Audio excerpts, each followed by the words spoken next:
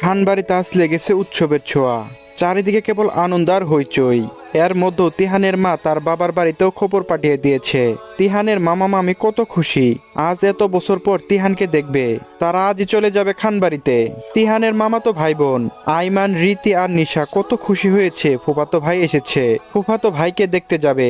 আইমান ভাই বোনদের মাঝে সবার বড়, অনার্স চতুর্থ বর্ষে পড়ে। রীতি ইন্টার সেকেন্ড ইয়ারে আর নিশা ছোটো 9-এ পড়ে।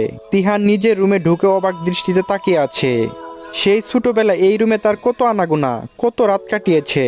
10 বছর সে এই রুমটাতে থাকেনি, তাও সে আগের মতোই আছে। তিহান ছোট থেকে রাগে ছিল। তার মা ব্যতীত তার রুমে কেউ ঢোকার সাহস পেত না। তিহান রুমটার দিকে তাকিয়ে ভাবছে কত রাত জেগে সে এই রুমে এই টেবিলে পড়াশোনা করেছে। এসএসসিতে গোল্ডেন A+ অর্জন করেছে। তিহান ছোট থেকে মেধাবী ছাত্র ছিল। 15 বছর বয়সে এসএসসি পাশ করে। বর্তমানে তিহানের বয়স 26 বছর। নামি দামি 2টা কোম্পানি আছে তার নামে। তবু তিহানের দাদু আর তার বাবা চাচারা চায় তিহান খানবাড়ির কোম্পানি দেখাশোনা করুক। খানবাড়িতে কোনো ছেলে নেই। তিহানি খানবাড়ির একমাত্র ছেলে আর বড় সন্তান। তাদের পর এইসব দেখাশোনা কে করবে? মেয়েদের তো বিয়ে হয়ে যাবে এক সময়। বড় নাতি এতদিন পর বাড়ি ফিরেছে, এই খুশিতে তিহানের দাদু মোতালেব খান তার এতিমখানাতেও বাচ্চাদের জন্য খাবারের আয়োজন করেছে।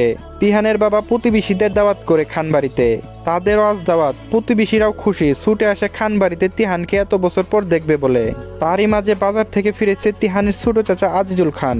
কত রকমের বাজার সাজার করেছে আজ। এই নাও কি আর মা, বাজার থেকে কত বড় বড় চিংড়ি এনেছি। তিহান চিংড়ি মাছ খেতে খুব ভালোবাসতো।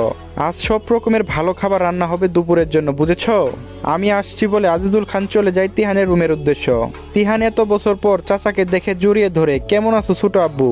আলহামদুলিল্লাহ বাবা, ভালো আছি। তুমি কেমন আছো? আমি বললাম, জি ছোট আব্বু, ভালো আছি। তিহানের সাথে কিছুক্ষণ কথা বলে, আচ্ছা তিহান বাবা তুমি ফ্রেশ হয়ে নাও, আজ দুপুরে সবাই একসাথে খাবো বলে আজিজুল খান বেরিয়ে যায়। এরই মাঝে তিহানের মা রুমে প্রবেশ করে বলে, কি রে তিহান, রেডি হসনি? দুপুরে খাওয়া দাওয়া শেষ করে আবার তোর বাবার সাথে এতিমখানায় যেতে হবে। তোর দাদু বলেছে নিজের হাতে বাচ্চাদের কিছু দান করবি তুই। আমি বললাম, ঠিক আছে আম্মু। আম্মু বলল, হ্যাঁ বাবা, এখন ফ্রেশ হয়ে একটু রেস্ট নে। কতটা রাস্তা এসেছিস? আচ্ছা আমি আসছি, নিচে কত কাজ পড়ে আছে। তোর মামা বাড়ির লোকজন আসছে আজ বলে ফারজানা বেগম রুম থেকে বেরিয়ে যায়। তারই মাঝে জিসান প্রবেশ করে তিহানের রুমে। পরে তারা কিছুক্ষণ কথা বলে। জিসান বলে, দোস্ত আমি আসছি, বাড়িতে যেতে হবে। আমি বললাম, আরে দুপুরে খাওয়া দাওয়া করে যাবি না? জিসান বলে, না দোস্ত, আজ না, আরেকদিন আসবো। তারপর তিহান লাগেজটা খুলে কয়েক রকমের 30টা টি-শার্ট বের করে। এর মধ্যে 15টা শার্ট সাদা, বাকিগুলো অন্য রকমের। আমি বললাম, দোস্ত দেখ তো কোনগুলো তোর পছন্দ হয়। জিসান বলল, কেন? যতটা পছন্দ হবে ততটাই নিয়ে যাবি, যদি ভালো লাগে সবগুলোই নিয়ে যাবি। তোর জন্য এনেছি এগুলা। জিসান বলে, আরে আমার এতগুলো শার্ট লাগবে না। আমি বললাম, তা বললে হবে না, একটা আগে পরে দেখ কেমন লাগে, বাকিগুলো আমি প্যাকেট করে দিচ্ছি। তিহানের জোড়াজুড়ি জিসান একটা শার্ট নিয়ে আয়নার সামনে যায়। জিসান বলে, দেখ দোস্ত এটা আমাকে কেমন লাগছে, মানাইছে না? আমি বললাম, হ্যাঁ, তবে বাকিগুলো নিয়ে যাস, তোর জন্য এনেছি, নে ধর। জিসান বলে, না এতগুলো লাগবে না, কয়েকটা দে শুধু। তারপর তিহান 12টা শার্ট প্যাক করে দেয়। নে ধর এইগুলো বলে জিসানের হাতে দেয়। লাগেজের দিকে তাকাতেই জিসানের চোখ যায় একটা লাল রঙের বক্সের দিকে, যেন চকচক করছে বক্সটা, নিশ্চয়ই মূল্যবান কিছু হবে। জিসান বলে, কিরে দোস্ত এটা কি? আমি বললাম, কিছু না, ওইটা আমার পার্সোনাল। জিসান বলে, ওইটা কার জন্য? আমি বললাম, কারোর জন্য নয়, তোরে ওইটার দিকে তাকাতে বলি নাই, তোরে যেটা বলছি সেটা কর শালা। জিসান বলল, বিয়ে করবি নাকি আমার বোন রে? আমি বললাম, কেন? জিসান বলল, শালা বললি যে। আমি বললাম, আস্তাগফিরুল্লাহ, আমার এত সুন্দর একটা মায়াপুরী থাকতে তোর বোন রে বিয়ে করবো কেন? তোর বোন মানে আমারও বোন, বুঝলি? জিসান জিজ্ঞেস করে, তোর ওই মায়াপুরীটা কে, জানতে পারি? আমি বললাম, না। জিসান আবার বলে, কে তোর ওই মায়াপুরী? তুই কারো প্রেমে পড়ছিস নাকি তিহান? আমি বললাম, সিগারেটটা বলা যাবে না, এখন আমি ফ্রেশ হবো, তুই নিচে গিয়ে আড্ডা দে, আমি আসছি। জিসান আবারও জিজ্ঞেস করে, বল না দোস্ত, বল না, আমি জানতে চাই কে তোর এই মায়াপুরী। তিহান তেরে আসে, তুই যাবি আমার রুম থেকে? তোকে আমি দাঁড়া শালা। যাচ্ছি যাচ্ছি বলে জিসান এক দৌড় লাগায়। সামনে তিহানের মা ফারজানা বেগম পড়ে। এইভাবে কই ছুটছো জিসান, খেয়ে যাবে না আজ দুপুরে?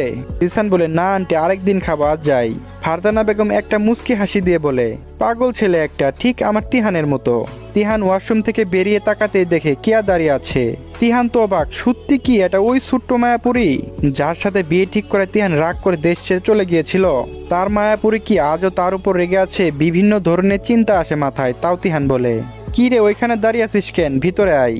কেয়া বলে, আসলে আম্মু আপনার জন্য শরবত পাঠিয়েছে। আমি বললাম, হ্যাঁ রাখ এটা টেবিলে।